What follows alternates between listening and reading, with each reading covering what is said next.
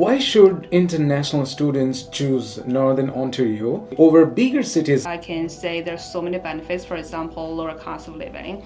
So what do you think, what are the common mistakes international students make when applying for colleges and university in Canada? Choosing a non-designated learning institution. From a Canadian employer's perspective, what do they look for when hiring international students? Yeah, there are many factors to consider. It's not just about your technical or educational background. So what are some common immigration challenges international students face and how can they overcome them? There are so many challenges, but there are main ones I like to point out. First, policy changes. Can I get PR in Canada as an international student?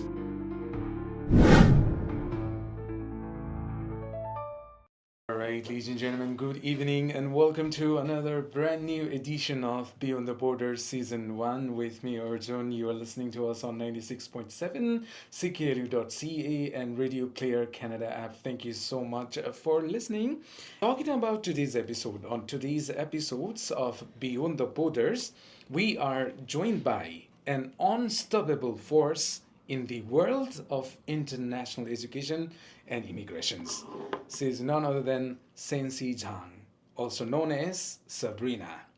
A dreamer, a fighter, and a guiding light for immigrants and students in Canada. Arriving from China with a suitcase full of dreams, she battled late-night study marathons, cultural hurdles, and relentless pursuit of her MBA into fuel for a greater mission. Today, as the founder and director of HY Voyagers, Shensi leads a powerhouse team of experts dedicated to empowering newcomers, immigrants, and international students to conquer career challenges, academic pressures, and immigration complexities. Not just to survive, but to thrive in the Great White North.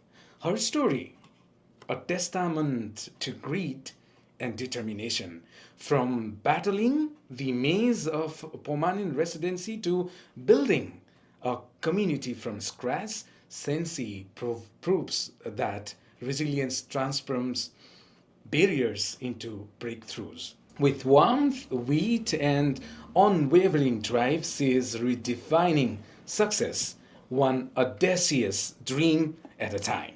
Whether you are an aspiring student, a dream-chasing immigrant, or someone hungry for inspirations, tune in as Sabrina shares hard-earned wisdom, heart, and actionable strategy to turn your what if into what's next.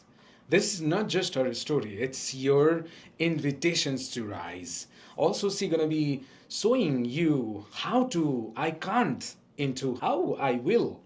This isn't just inspiration, it's your roadmap. So, ladies and gentlemen, grab your headphones and lean in because this conversation on Beyond the Borders isn't just about survival, it's about sparking a revolution of success. So, ladies and gentlemen, let's begin right here and right now. So, please welcome Sabrina. Welcome to the show. Thank you. Hello, everybody. Good to be here. Yeah. Huang Yin, welcome. Yes, 欢迎, yes, welcome. Thank Say, you. Yeah, thank you. I went through one TikTok and I came to know how to say I love you in Chinese. It says 我爱你. 我爱你. Yes, yes. Wow. Very good. Okay, so for those eager to connect with Chinese traditions, can you share a few common words or phrases in Chinese that truly capture the essence of Chinese hospitality and spirit? Yeah. Also, you can tell us the meaning and pronunciation as well. Sure, I think it's kind of universal. When you see someone, you want to say hello, hi. And then in Chinese, we normally say 你好, means hello. 你好. Yes. I just missed that word. Yes, it's really good. People can just, start talking to you and everything. Yeah. All right, thank you so much. What is the best thing about, since you were from China, what is the best thing about China and Chinese people? If I could use one word to describe Chinese people, I would say hardworking. Everybody is hardworking. Wow. That's why our country developed so fast, because everybody's in it, everybody's contributing. Wow. I love that about it. Beautiful. Yeah. But in your case, in 2019, you Yeah. arrived in Canada from Right. China with a suitcase full of dreams. Determined to conquer an MBA at Laurentian University, Yeah. a journey many international students relate to. So, what inspired your move to Canada? And was it academic ambition only, a vision for new life, or something deeper? It is sort of complicated, but I can sort of, start talking about a few points that can give you a sense of why I'm here.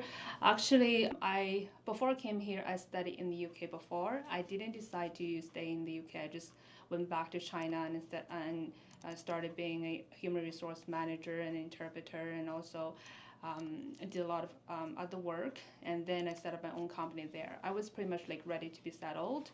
And then as I did more of my business, I discovered that Canada was a beautiful country that I should discover.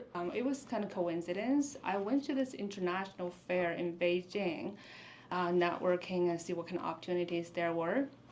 And then I came across quite some Canadian universities and colleges promoting themselves at the fair, and I got to talk to some of them.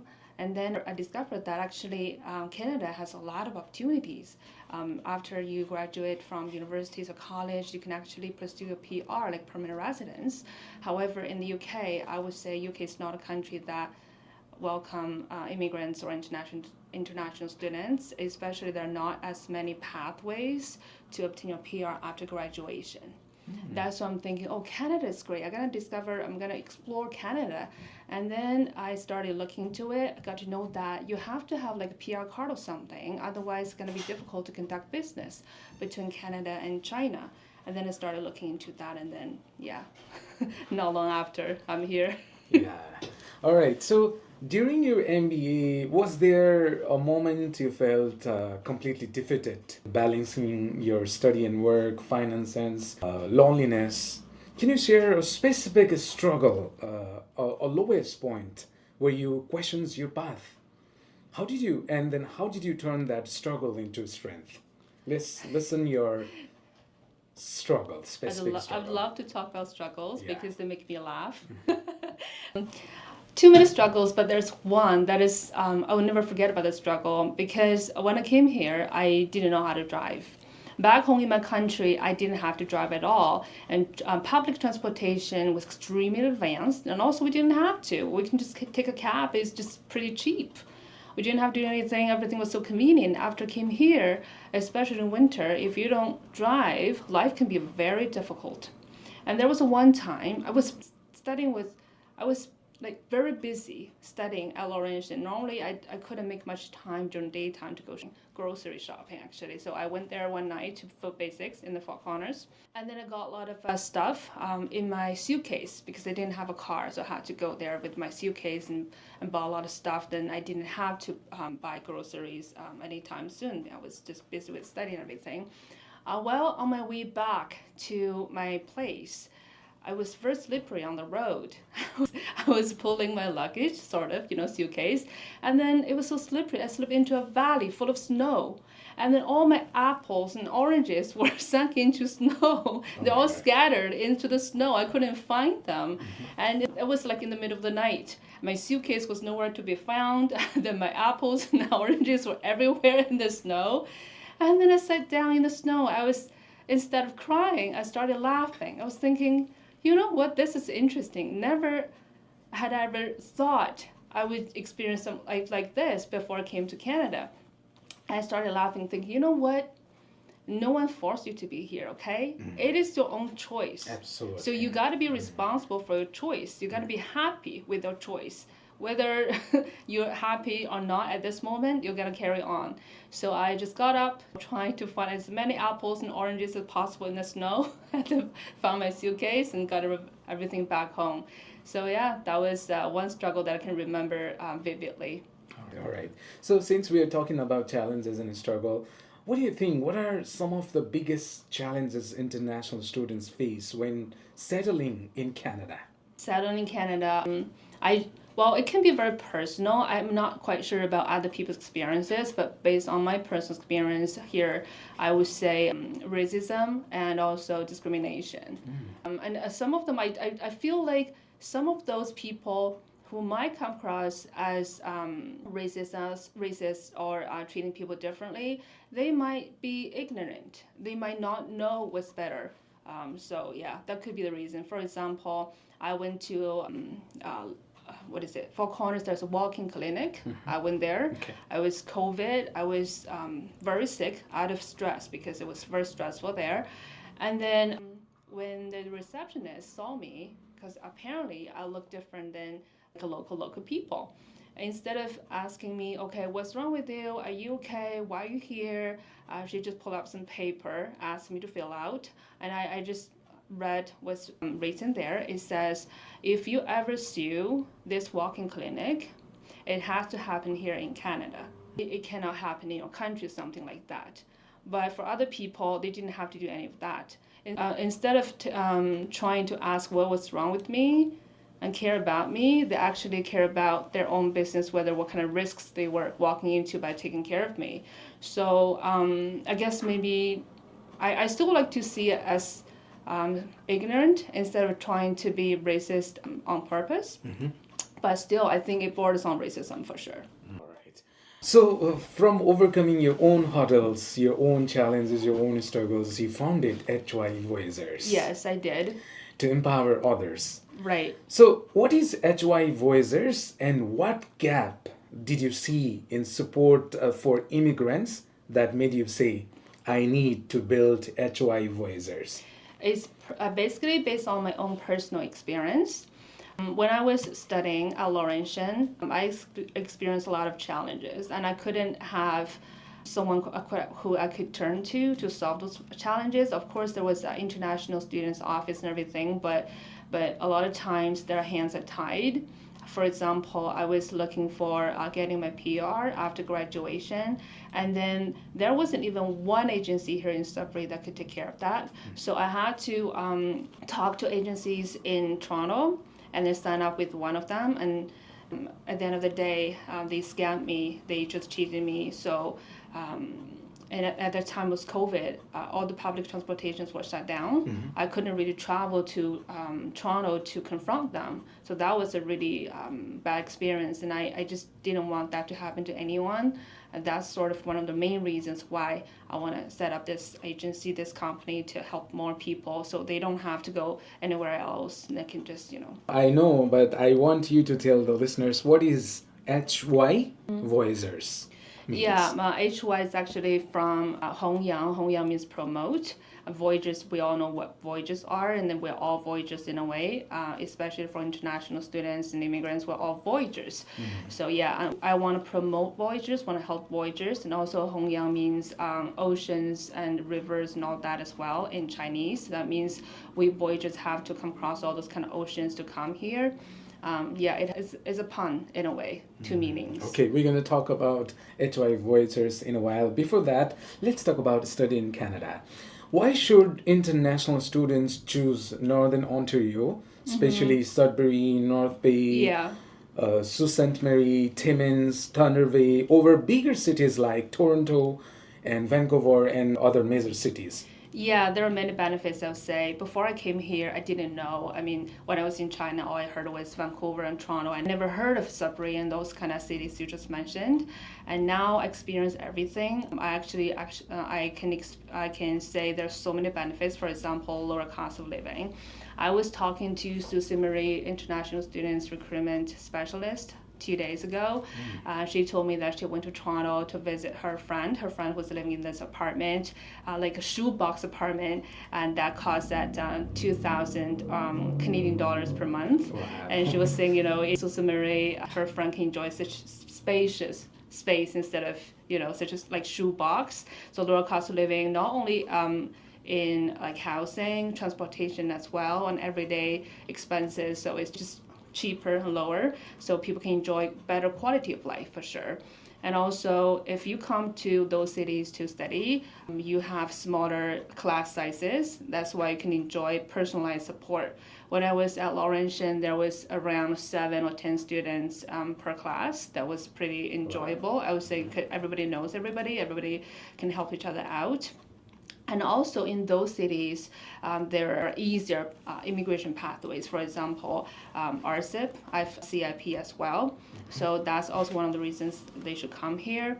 What I want to highlight about these communities is the communities are welcoming tight-knit communities. For example, if you go to Toronto, you say hello to a stranger on the street, they might think there's something wrong with you, right? I think it's kind of universal in all big cities. It's like that when I was in Beijing. Before I came here, I was in Beijing. In big cities, everybody's busy. It's very fast-paced. Right. Nobody's kind of, would like to take the time to say hello. When I landed here in Sudbury, strangers reach out, on the street, said hello to me. That's why I think it's easier to make local connections, and also you can feel a sense of peace and belonging as well. Well, when I say it's welcoming, I also mean that for schools, they offer some events and programs specifically designed and targeted for international students as well. I believe last week, Laurentian University organized this, hosted this International Education Week, where they showcased their international engagement and also welcomed and celebrated all different kind of cultures, diverse communities at Laurentian and outside Laurentian. So I think that's pretty cool. And also, I would say in those cities, there's less competition and high demand for skilled professionals. It's easier to get a job, in my opinion. Less competition, high demand. And also, I want to mention those cities are safer when it comes to crime rate. They're way lower. And also, you can have access to nature. Our cities are surrounded by lakes, forests, all those kind of beautiful sceneries. I think that's really good for our mental health as well. And I think one of the key benefits of being in nature, healing effect. I think everybody needs healing. No matter who you are, no matter where you are, everybody's fighting some fight you don't even know exists. So I think living in such communities can really actually heal us, heal every one of us. That's why I strongly recommend people to come to those communities to study. But still, international students are unaware about the colleges, about the university, about the geographical structures and everything, climate and everything. So what do you think, what are the common mistakes international students make when applying for colleges and university in Canada? They make a lot of mistakes, including me. So, yeah, I think I'm kind of experienced to talk about this. Number one would be choosing a non-designated learning institution, DLI. I think a lot of us have heard of this term, DLI. If you do not apply for those institutions, you don't get study permit. That's number one. You have to check that. And also, a lot of people do not check their PGW eligibility. They think, oh, okay, once I got admitted to whatever college or university that can grant me study permit, I'll automatically get a permanent resident. It's a PGWTP afterwards, which is not true. Normally, right now the rule is if your program is less than 8 months, you do not get PGWP. That's why a lot of people do not check that. Just assume, it will be okay. And also, one common mistake that I see is that picking the wrong school or program. They don't know what their goals are. They just choose a school or college based on ranking alone instead of considering their career prospects and also potential PR pathways. For example, if you want to move, if you have getting PR as your goal, you really should consider those cities you just mentioned, those northern cities. For example, for regionalization, if you want to go with the OIMP program, you get 10 points automatically for regionalization. 10 points. Right. If you graduate from Toronto, you get 0. So normally like 50 or something, you can just get out of the pool, then you can do the math. It's like it can add you great advantage. And also the last one is also, in my opinion, the worst mistake people make. I really don't want people to make this mistake. I made twice. I don't want people to do this. Let's rely solely on agents without doing personal research. I thought agents are like more experienced, but you should know that nobody should be more caring about your future, your fate, than you. I have this one client who graduated from Northeastern University in Toronto. He reached out to me. He wanted to get a PR. He wanted to go with this OIMP program. However, it was sad for me to tell him that he's not qualified because his school, Northeastern University in Toronto, is not on OIMP list. That doesn't qualify him to go for that program. I wouldn't say the whole 2 years are wasted, but we gotta say that that's not really helping him get his PR. So yeah, that's the mistake I don't want people to make. And here I really want to stress that to solve this problem, our company actually come up with, in my opinion, a perfect solution, because we organize educational tours and invite those potential students or who are interested in coming to Canada to study, to come to those cities, to have school tours, to enjoy tourist attractions in those communities, to understand those communities, what those communities can offer. I think that's very important. For example, I talked to the Algoma University recruiter the other day. She mentioned that a lot of students from that university would drive to Sudbury, to Costco for grocery shopping, make it a day trip. A lot of people do that. So if you really like Costco so much, I think you should come to Sudbury to study instead of Algoma. Then you save a lot of trips. Yeah. All right. So in addition to that, in Canada, in light of recent immigration policy changes, what key factors students should consider while selecting school or colleges or university? What do you want to add? Yeah, sure. Just now we mentioned that all these mistakes, common mistakes people make, and then now let's not make those mistakes by thinking what we should do, right? First of all, we mentioned that you should check whether the institution is someone that is on the list of DLI, designated learning institution. And also you want to check PGW eligibility. That's number one. Yeah. Number two, you really want to do some research on the job market and in-demand occupations. You want to choose a major that is aligned with Canada labor market needs, right? And then last one, I would say PR pathways. You're gonna consider what kind of pathways will be good for you, be it regional, provincial, or federal. You're gonna think of that as well. For example, like Sudbury, we are RCIP community, right? And Lakehead in Thunder Bay, on top of RCIP, they have this REDI, REDI. The full name is Economic Development, Regional Economic Development through Immigration. There's new policy as well. So you want to check all those kind of potential pathways as well if you have the goal of getting PR. Beautiful, beautiful. So as per your experience, as per your research, what industries in Northern Ontario or Sudbury currently have high demand for skilled workers? Yeah, I think right now, based on my understanding, and I follow the news all the time, a lot of communities are trying to identify those sectors that have high demand for skilled workers. But we generally know the common ones in Northern Ontario. For example, like mining and mining supply services, that is one. Sudbury is a big mining city. North Bay as well, and Timmins, all those cities are very heavy on mining.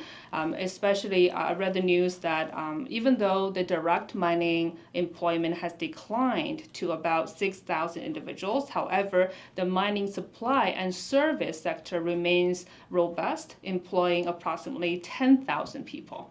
So that's pretty good. That's number one. And construction, we all know that in Canada, everywhere, it's not necessarily here in Northern Ontario, we have this housing crisis. So we want to build more houses. Construction is absolutely one of them. And healthcare. I think you guys have read the news that we have this new immigration program opened up, and people are just they're flocking into it. Healthcare, especially here, Health Science North in Sudbury, they are a major employer here. Education research, I think early childhood education is absolutely one of them. Manufacturing, IT, and cybersecurity, those are the ones a lot of us should look into in terms of applying for schools. Beautiful. So from a Canadian employer's perspective, what do they look for when hiring international students and recent graduates? Yeah, there are many factors to consider. It's not just about your technical or educational background. For example, I mean, before I came to Canada, I was a human resource manager that recruited talents all over the world to help our projects all over the world. And also, I was employer in China. Right now, I'm an employer in Canada. So, based on my own experience, I want point out a few points. First of all, like work-ready skill. For example, communication skills. We all want to improve your language levels because communication costs can be very high. If you communicate the wrong idea, things don't go the way you want it to go. That's number one. And also Canadian work experience. This is like a very controversial topic. A lot of people criticize about employers demanding or requesting this Canadian work experience. I would like to give a different kind of perspective.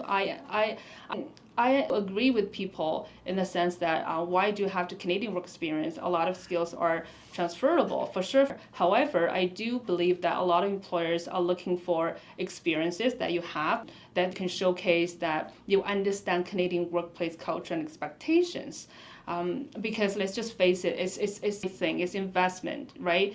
So it's not charity, it's an investment. So they want to know how much investment they're looking at. That's number two, and number three would be legal work eligibility. They want to know whether you're eligible to work here in Canada, and a lot of them are looking to see whether you're on a path to permanent residence, because they train you, you're good to go, and you work for 1 month, and then what? You have to leave this country. That's not good for business. It's economic activity, right? And also attitude. I would say attitude is very important as well.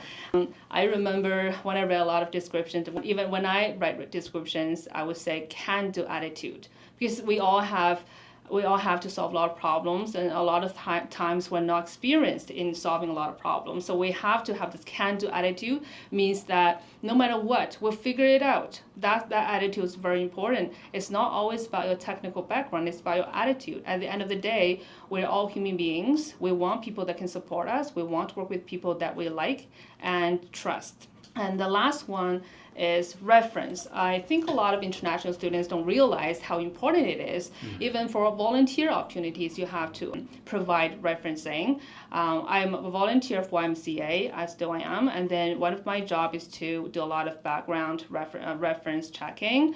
I would say, based on my experience, a lot of international students couldn't even offer 3 references. They couldn't.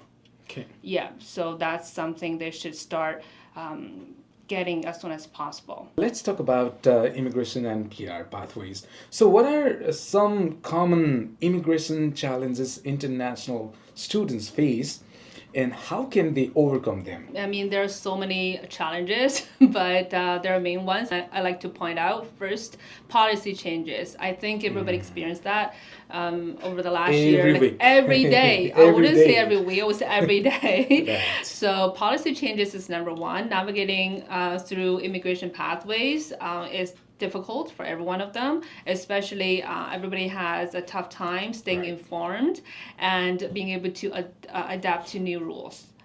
What I would suggest people to do is to follow official IRCC updates. Official updates are important, okay? Official is important. And you're always going to talk to a licensed immigration consultant, in short, RCIC. There's a website, Canada.ca, where you can actually check to see whether they're in good standings or not. I want to mention that even though they are in good standing, it doesn't guarantee that they're good ones, because all the IRCCs RCICs that I worked with are listed there. However, not everybody is a good one. So you still have to really kind of know someone who's good in this industry to actually have a good consultation. That's number one. Number two, I would say common challenge would be find a job. A lot of people struggle to find a job here because some programs need them to have a full-time job offer, for example, like RCIP. And also like CEC, they require people to have 1 year experience. So looking for a job is something they have a hard time in doing. I would say for this problem, they gotta try to do as many volunteer work as possible, internship, and also their resume and cover letter are not actually Canadian style. Because we work with people, we help people with their resumes, cover letter, and LinkedIn profile. We see that they also kind of stick with their own kind of country style. For example, I take care of Chinese students. On their resume, they're like their pictures, their age, their gender, and all those things shouldn't be there on the resume in the first place. Right. And also, there's no kind of achievement sector. For example, okay, you did this, you did that. If I Google this job title, I know what you did. I don't have to ask you. However, you're gonna let me know what you did that have made a difference in the company. What achievement have you achieved? Right? It's like you studied Chinese, studied English, you studied physics, and then you just tell me you studied all those subjects. How much score have you got? It's like 20, 30, 180. That makes a huge difference. So I want to know as employer. That's why I think that's like one of the biggest mistakes that people make. And also, all those kind of resumes, cover letter, and LinkedIn profile are not optimized. You have to have some keywords inserted for them to find you. So that's the problem. And also, a lot of people underestimate the importance of LinkedIn. That's like the biggest network here in North America. People don't do that. Actually, people do not do enough networking. LinkedIn is one of them, and also in person is important as well. For example, my first employee is from LU. How I met her is because I was an international student. She was helping the school host a Christmas meal for international students. So I just networked with her. I knew that she cared about international students. She was there. So yeah, right after when I wanted to set up my own company, I reached out to her. She was very happy and on board and everything. So networking is a lot more important than actually, in my opinion, trying to submit thousands of resumes. And it's really too late to start looking for a job upon graduation. That's just too late, especially for the purpose of obtaining a PR. So the last piece of advice I would say that for this challenge is it's not about what you know. It's really about who you know, and it's more about who knows you. That's important in terms of looking for a job. For example, I don't have any sort of acting experience. However, I just had this opportunity to acting in a movie in North Bay and got to know someone who is working for Short Sea, this hockey game show, TV show that is being shot right here, right now in Sudbury. And then she introduced me to just do some of roles there as well. See, networking is everything. So I want people to start networking as soon as possible. Actually, we have a series, like podcast series on YouTube that helps people learn the different steps, what they should do now and first next. The title is How Can I Get PR in Canada as an International Student? Your complete guide. You can come to our YouTube channel, HY Voyagers, to check it out. Can I get PR in Canada as an international student? Yes. Your complete guide. Right. Podcast. Yes. All right. Okay. So moving ahead, RCIP and FCIP program is eagerly waiting program for most of the people, especially the student here in Northern Ontario. So exactly. Let's talk about this. How do the Rural Community Immigration Pilot RCIP and Francophone Community Immigration Pilot FCIP program work? And why is it an attractive option for students in Northern Ontario or those who are planning to move to Northern Ontario? Actually, there are people that I know of moved to Sudbury from Ottawa, right, and then get their PR here in Sudbury by getting a job in the mall. I know that. Wow. Canada has introduced 2 community-driven immigration pilots aimed at attracting skilled workers, as many of us know. One is RCIP, the other one is FCIP. And these programs offer pathways to permanent residency for individuals who will secure employment in those communities. And I would say for us, it's so beneficial for every one of us who studied here. First one, I want to mention lower requirements. As long as you graduate from those communities, you do not have to provide 1 year work experience to qualify for those programs. And actually, you can gain extra points for having a close tie to the community. For example, when our NIP was still active. As long as you spend 5 days, if I remember correctly, it's 5 days here in Sudbury, you get extra points. So yeah, that's very beneficial for every one of us here. And also those programs are community-driven PR programs. Having studied in those cities, that students may already have established networks and familiarity with those local cultures and people, easing their integration into these communities as well, especially in the workforce.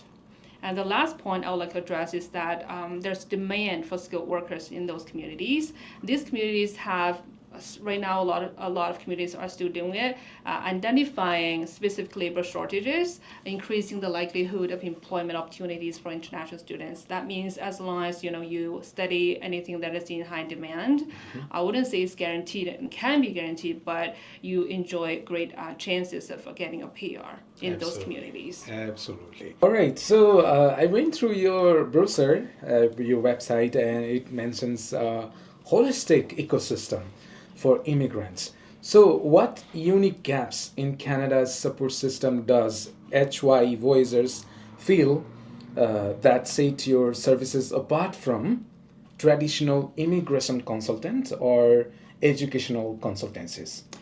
The biggest difference, I would say, we're like one-stop shop from the very early point when you plan to study in Canada to the very last point. If your goal is to get a PR, we are with you on this journey all the way with you. That's the biggest difference, I'd say. All right, you want to elaborate? Like, how does HY Voyagers provide ongoing support to international students beyond just school, career, or immigration applications?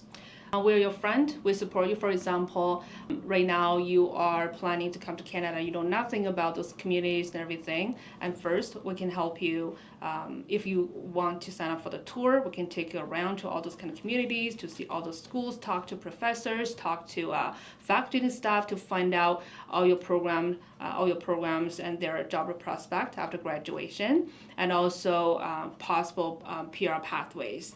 And I would say spiritual support is something we differentiate from the other companies as well. For example, if you're in the community, that's when struggles begin, right? You are here, you landed, you don't know where to find a house, you don't know whether you need insurance, which bank to go to, what kind of phone network I want to work with, and all that kind of problems. We help you with all the things that you need, because all the struggles you're having right now are the struggles that I overcome already. So yeah.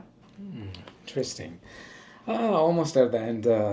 HY Voyagers, emphasizes, as per I know, turning adaptation into domination for newcomers.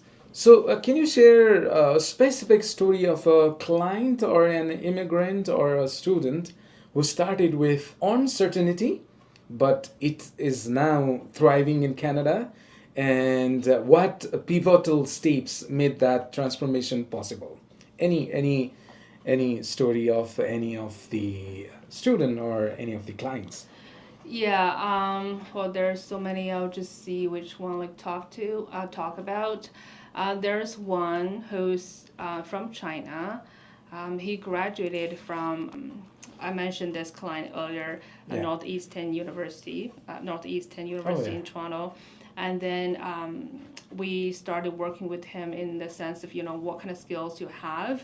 And we started working on his resume and cover letter and LinkedIn. And then we help him identify different kind of pathways that he can work with. And then he followed our advice and then started aiming differently, because the OMP one, he really wanted to go with, but he couldn't. So yeah, we worked with him with getting a job. And then he's qualified for this trade program. And then now he submitted his application, and now waiting for, hopefully we can get a good result. Of course. So looking at HY Voyagers aim to be a lifelong partner, it seems. Yes. For immigrants, okay? Right. So what bold vision or new initiatives are you most excited about to expand this mission in 2025 and beyond? In 2025, we're trying everything we can to bring as many potential students as possible from China to Canada to visit all those schools. and to really talk to professors, talk to faculty and staff to find out which community, which school, which program is the best for them. Of course, we give them advice beforehand, but we want them to understand everything firsthand. And also at the same time, I want them to go to some really beautiful tourist attractions to really enjoy their life as much as they can. Wow.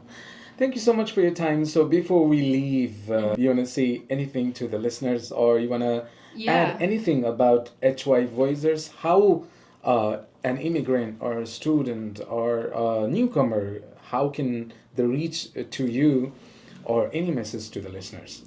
Sure. Actually, we HY Voyagers offers comprehensive support to international students in Canada, extending beyond academic, career, and immigration assistance. And I also want to say that a lot of times they just want someone to talk to.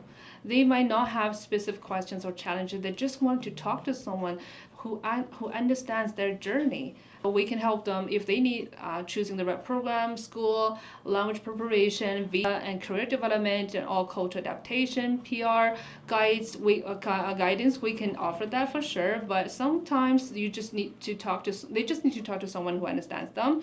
That's why we have groups on WhatsApp, WeChat, Facebook, and LinkedIn, where we share job opportunities, networking opportunities, events updates, and also policy updates, so they don't have to, be confused all the time. Right. I'd like to encourage everyone to follow us on socials, and also if you have any questions, you can feel free to reach out to us. And I really want to say this from the bottom of my heart: we are always here for you. As a former international student and a PR holder, I truly understand what you're going through, all your hardships. So my team and I at HY Voyagers will absolutely help navigate through your whole journey in terms of study, career, immigration, and life in Canada. We want everybody to have a crazy fun life here in Canada. Why do you move here? You want to have fun, right? So crazy fun is everybody, in my opinion, looking for. So we would like to help you with that. Beautiful. For all the best with that. Thank and you. all the future plans with HY Voyagers. Thank you so much. Thank you so much for your having time. me. Thank you so much for your time, and I really appreciate your presence. Thank you.